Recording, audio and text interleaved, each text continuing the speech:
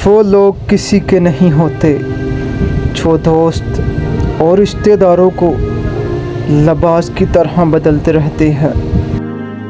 मोहब्बत और दोस्ती ये दो चीज़ें हर तूफ़ान का मुकाबला कर सकती हैं, मगर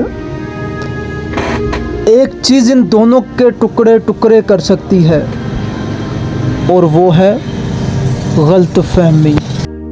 किसी ने पूछा, इस दुनिया में आपका अपना कौन है? मैंने हंसकर कहा, वक्त अच्छा हो तो सब अपने, वरना कोई नहीं। हमेशा सच्चे लोगों से दोस्ती रखो, क्योंकि वो अच्छे दिनों में सरमाया और बुरे दिनों में मुहाफिज होते हैं। खामोशी में गूंजती आवाज़ें और तड़पती सिसकियाँ हर किसी को सुनाई नहीं देती। किसी से इतनी ही मोहब्बत करे जितनी वो आपसे करता है।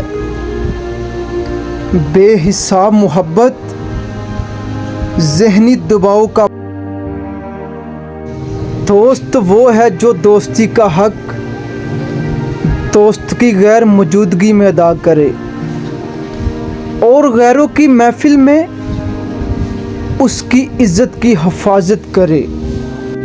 दोस्तों की ज़िंदगी में इस नमक की तरह रहो जो खाने में तो दिखाई नहीं देता, लेकिन अगर ना हो तो इसकी कमी ज़रूर महसूस होती है।